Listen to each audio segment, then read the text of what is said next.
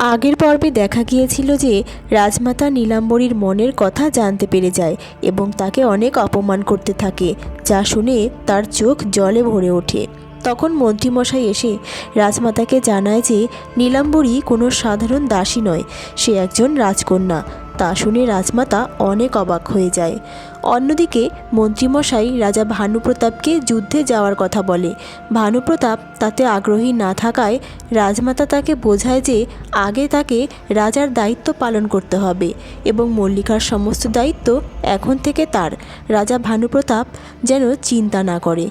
অপরদিকে বাগানে একান্তে রাজা ভানুপ্রতাপ ও রানী মল্লিকা একে অপরকে প্রতিশ্রুতি দেয় যে তারা খুব তাড়াতাড়ি আবারও দেখা হবে। মল্লিকা তার জন্য অপেক্ষায় থাকবে।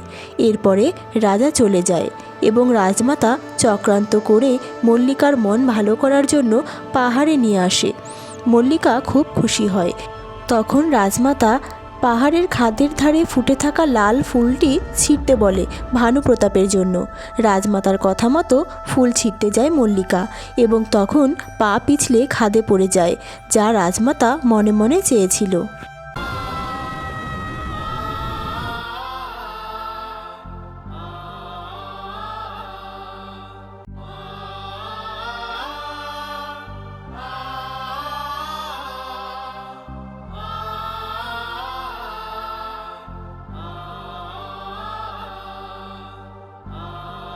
পাহাড়ের নির্মম উচ্চতা থেকে ছিটকে পড়ে মল্লিকা। খাদের অন্ধকার যেন গিলে নেয় তাকে। ভাসতে ভাসতে হারিয়ে যেতে থাকে গভীর জঙ্গলের ঘন নিস্তব্ধতায়। নদীর উন্মত্ত স্রোত বয়ে নিয়ে যেতে থাকে তার শরীরটাকে এক রাজ্য থেকে অন্য রাজ্যের পথে। যেন কোনো কিছুই বাধা হতে পারল না তার সামনে। প্রকৃতির অদ্ভুত নীরবতা আর তার ভাগ্যের পরিহাসে হারিয়ে যেতে থাকলো মল্লিকা।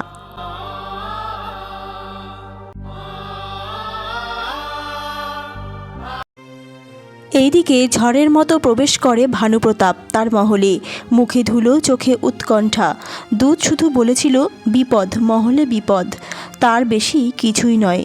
কক্ষের বাইরে মন্ত্রী দাঁড়িয়ে, খুব গম্ভীর, চোখ তার নিচু।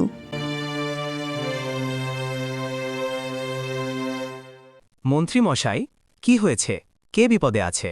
মহলে কি আগুন লেগেছে নাকি নতুন কোনো শত্রুরা আক্রমণ করেছে? না না মহারাজ, তেমন কিছু নয়। তেমন কিছু নয় মানে কি? আমাকে যুদ্ধক্ষেত্র থেকে তড়িঘড়ি ফিরিয়ে আনা হলো, আর আপনি এখন বলছেন তেমন কিছু নয়? স্পষ্ট করে বলুন মন্ত্রী মশাই। মহারাজ, আসলে রাজমাতা অত্যন্ত অসুস্থ হয়ে পড়েছেন। মা? হঠাৎ? কিভাবে? কি হয়েছে মায়ে? আসলে মহারাজ, একটি অপ্রত্যাশিত ঘটনা ঘটে গেছে। সেই ঘটনার পর থেকেই তার শরীর একেবারে ভেঙে গিয়েছে। তিনি কারোর সঙ্গে কথা বলতে চাইছেন না, শুধু আপনার অপেক্ষা করছেন। আপনি ভেতরে যান, রাজমাতা আপনাকে কিছু বলতে চান। অপ্রত্যাশিত ঘটনা মানে কি? কোন ঘটনার কথা বলছেন মন্ত্রী মশাই? মহলে ঠিক কি হয়েছে আমাকে বলুন। মহারাজ, আমি মনে করি আপনি রাজমাতার মুখ থেকেই সব শুনুন। তিনি আপনাকে সঠিকটা বলতে পারবেন। মন্ত্রী মশাই, আপনি আমাকে চেনেন। আমি অস্পষ্ট কথা সহ্য করতে পারি না। কার কথা বলছেন? কার কি হয়েছে? আসলে মহারাজ, যে ঘটনা ঘটেছে তাতে রাজমাতার মনে গভীরভাবে আঘাত করেছে। তিনি নিজেকে কিছুতেই ক্ষমা করতে পারছেন না। এই কথা শোনার পরে ভানুপ্রতাপের বুকটা যেন ধক করে ওঠে। নিজেকে ক্ষমা করতে পারছে না কেন? কিসের জন্য? উফ! মন্ত্রী মশাই, কারো কি প্রাণ সংকট হয়েছে? মন্ত্রীমশাই চোখ তুলে একবার ভানুর দিকে তাকায়, তারপর ধীরে তার দৃষ্টি সরিয়ে নেয়। মহারাজ, আপনি ভেতরে যান। তিনি শুধু আপনাকে ডেকেছেন, কিছু বলতে চান। রাজমাতা অপেক্ষা করছেন, আপনি একবার দয়া করে ভেতরে যান। এই কথা শোনার পরে ভানুপ্রতাপের শ্বাস যেন ভারী হয়ে ওঠে। তার চোখে এক অদ্ভুত আশঙ্কা জন্ম নেয়। কেন যেন মনে হচ্ছে দরজার ওই পারে দাঁড়িয়ে আছে এমন এক সত্য যা শুনলে সব কিছু বদলে যাবে। মন্ত্রীমশাই কেন এত ছলাকলা করছে? তার কথার মধ্যে কেমন যেন রহস্যের ভাঁজ। কিছুই বুঝতে পারছি না। কিন্তু মল্লিকা, মল্লিকা কোথায়? তাকে তো দেখতে পাচ্ছি না। সে কি তবে মায়ের কক্ষে আছে? হে ঈশ্বর, যাই হয়ে যাক আমাকে শক্তি দাও। কেন আমাকে এত তড়িঘড়ি করে ডেকে আনা হলো কিছুই তো বুঝতে পারছি না।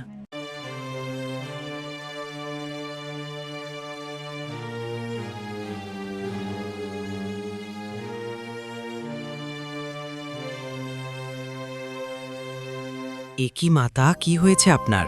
আপনি তো ভীষণ অসুস্থ দেখছি। মাতা, আপনি কথা বলছেন না কেন? আমি এক্ষুনি বৈদ্যকে ডাকছি, আপনি সুস্থ হয়ে যাবেন। ভানু, বাবা তুই এসেছিস ভানু? হে মাতা, এই তো আমি এসেছি, কিন্তু আপনি এখন অনেক অসুস্থ। বৈদ্যকে ডাকা হয়নি কেন এখনো? আর মল্লিকাই বা কোথায়? কি হলো মন্ত্রীমশাই, চুপ করে আছেন কেন আপনি? ভানু, আমাকে ক্ষমা করে দে, আমি তাকে থামাতে পারিনি রে ভানু। আমি বলেছিলাম যেও না ওখানে, ওই জায়গাটা অনেক বিপজ্জনক, তবুও সে আমার কথা মানলো না রে ভানু। কি বলছেন মাতা? কোন ফুল? কে মানল না আপনার কথা? ভানুরে, আমি অনেক বোঝানোর চেষ্টা করলাম, তাও সে বলল ভানু পাহাড়ির ফুল অনেক পছন্দ করবে, তাই ফুলটা আনতেই হবে। আমি বললাম যেও না, কিন্তু তার জেদ, বলল মহারাজ ফিরলে তাকে চমকে দেবে। কি হয়ে গেল? রাজমাতার মুখে এইসব কথা শুনে ভানুর নিঃশ্বাস যেন ভারী হয়ে ওঠে। আমি আমার হাতটা বাড়িয়েছিলাম, কিন্তু আমার হাত ফসকে গেল। সে কেবল একটিবার বলল মা, তারপর সব শেষ হয়ে গেল। এই কথা শুনে ভানু স্তব্ধ, তার ঠোঁট যেন কাঁপতে থাকে। মল্লিকা, না, মাতা আর না, এ হতে পারে না। মা মল্লিকা এমন বোকামি করতে পারে না। কি বলছো তুমি? সে অনেক সাবধানে ছিল। আমি এ বিশ্বাস করতে পারছি না মা। তবে বল, এখন সে কোথায়? কোথায় আমার মল্লিকা? ভানু, ভালোবাসা সবাইকে সাহসী করে তোলে রে। সে তোকে খুশি করতে চেয়েছিল, তাই পাহাড়ি ফুল আনতে গিয়ে পা ফসকে কাদের গভীরে পড়ে যায়। সেনাপতিরা সমস্ত সেনা দিয়ে অনেক অনেক খোঁজাখুঁজি করেও তাকে পাওয়া যায়নি। আমি ব্যর্থ। হ্যাঁ মহারাজ, আর এই ঘটনার পর থেকেই মহারানী অনেক অসুস্থ হয়ে বিছানায় পড়ে আছে। সে আমাকে কথা দিয়েছিল মাতা, আমি ফিরব, আর ততদিন সে অপেক্ষা করবে। কিন্তু এ কি হয়ে গেল? কিভাবে হলো এসব?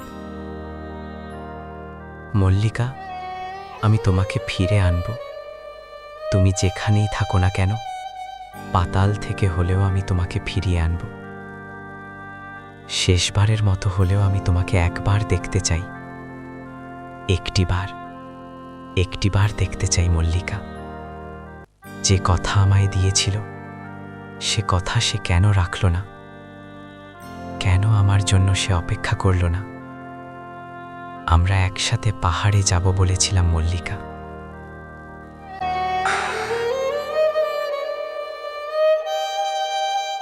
পাগলামি করিস না ভানু, আমি তোর মনের অবস্থা বুঝতে পারছি রে। আমার যদি এমন অবস্থা হয় তাহলে তোর কি হবে? কিন্তু তাকে আর পাওয়া যাবে না। পাহাড়ের খাদ অনেক অনেক গভীর, নদীর উন্মত্ত স্রোত। আমাদের সেনাপতিরা অনেক খুঁজেছে তাকে, কিন্তু আর পাওয়া যায়নি। আমি যদি সেদিন না যেতাম, তাহলে আজ আমার মল্লিকা আমার কাছেই থাকত। আহা! এই কথা বলে রাজা ভানুপ্রতাপ রাজমাতার ঘর থেকে একরাশ চোখে জল নিয়ে বেরিয়ে যায়।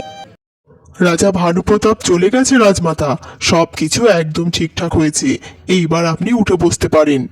রাজমাতা সঙ্গে সঙ্গে বিছানায় উঠে বসে, তার দুর্বলতা কোথায় যেন হারিয়ে যায়।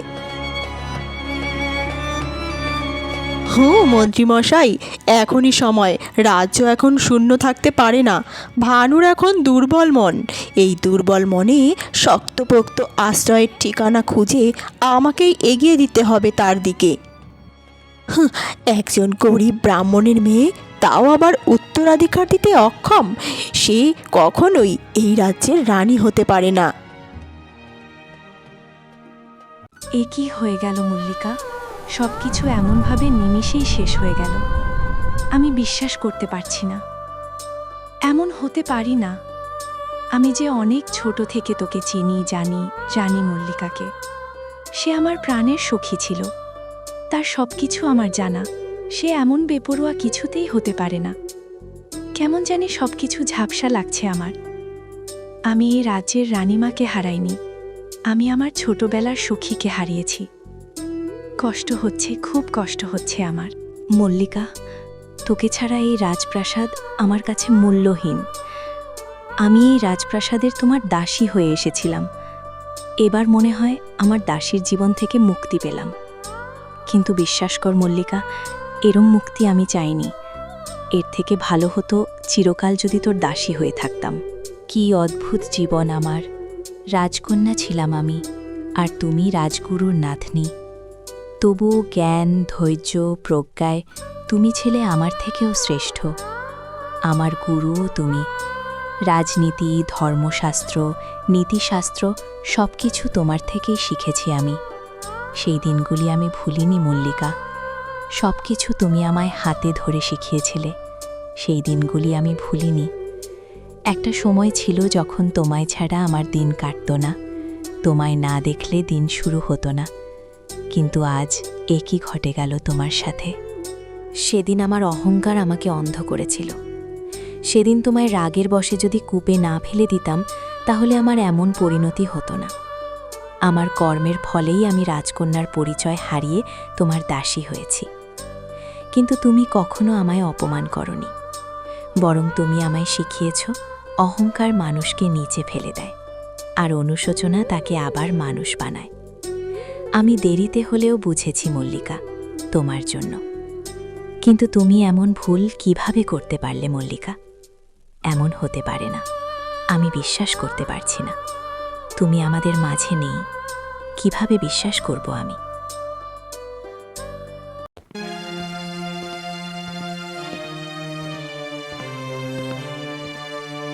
এ কি, তুমি এখানে বসে কাঁদছো কেন? তোমার তো কান্না করার সময় শেষ। কি বলছেন রাজমাতা? রানীমা কেবলই আমার শুধু রানীমা ছিলেন না, তিনি আমার জীবনের ঋণ, যা আমি শোধ করতে পারিনি। ঋণ নাকি অপরাধবোধ, কোনটা বলো তো? দুটোই হতে পারে। এমনটা হবে তা মেনে নেওয়া যায় না রাজমাতা। রানীমা অনেক সাবধানে ছিলেন। মানে কি বলতে চাও তুমি? আমি শুধু ভাবছি, তিনি কি সত্যি একাই? রাজমাতার চোখে এক ঝলক সতর্কতা, কিন্তু মুখে তার কোমলতা। শোনো নীলাম্বরী, দুঃখ মানুষকে সন্দেহপ্রবণ করে তোলে, এটাই স্বাভাবিক। কিন্তু ওই যে ভালোবাসাই মানুষকে অন্ধ করে তোলে, সে ভানুর জন্য ফুল আনতে গিয়েছিল। কি আর করা যাবে বলো তো? এখন আমাদের সবচেয়ে বড় দায়িত্ব ভানুকে সামলানো। সে অনেক ভেঙে পড়েছে, তার চোখে এখন কেবল শূন্যতা। এই সময়ে কেউ যদি তাকে সামলাতে না পারে, তাহলে রাজ্য অস্থির হয়ে পড়বে। কিন্তু তাতে আমি কি করতে পারি রাজমাতা? আমি তো কেবল দাসী। দাসী? তুমি সেই মেয়ে যাকে একদিন ভানু বাঁচিয়েছিল প্রাণে। তুমি সেই মেয়ে যার চোখে ভানুর স্বপ্ন বাস করে। বুঝেছ?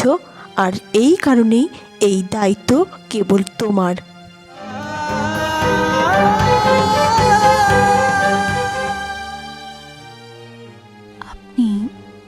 আপনি কি বলতে চাইছেন?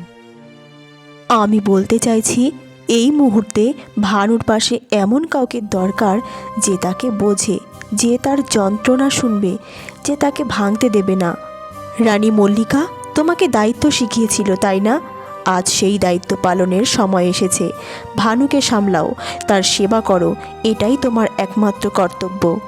তাই এখন সময় এসেছে, তোমাকেই তাকে সামলাতে হবে।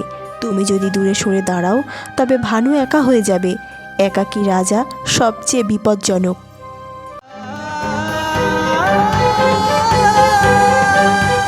রাজমাতা আমাকে এসব কি বলছে? উনি কি ইচ্ছে করে এমন বলছে? আমি যদি রাজা ভালো প্রতাপের সামনেই যাই তাহলে মল্লিকা প্রতি কি অন্যায় করা হবে? কিন্তু এখানে আমার হ্যাঁ বা না বলায় কিছুই যায় আসে না। রাজমাতা আমাকে সরাসরি আদেশ দিচ্ছেন। আমি কি পারবো নিজেকে ঠিক রেখে কর্তব্য পালন করতে? ঠিক আছে রাজমাতা, যদি রাজ্যের স্থিতি, মহারাজের মানসিক ভারসাম্য সব কিছু আমার উপর নির্ভর করে, তাহলে আমি আমার কর্তব্য পালন করতে রাজি। আমি পিছু হটব না। সাব্বাস নীলাম্বরী, এটাই তো আমি শুনতে চেয়েছিলাম। আমি কি ভুল করছি? এটা কি মল্লিকার প্রতি বিশ্বাসঘাতকতা হবে, নাকি এটা কর্তব্য? মল্লিকা, আমি কি ভুল পথে হাঁটছি? যদি তুমি কোথাও থাকো, আমাকে ক্ষমা করো।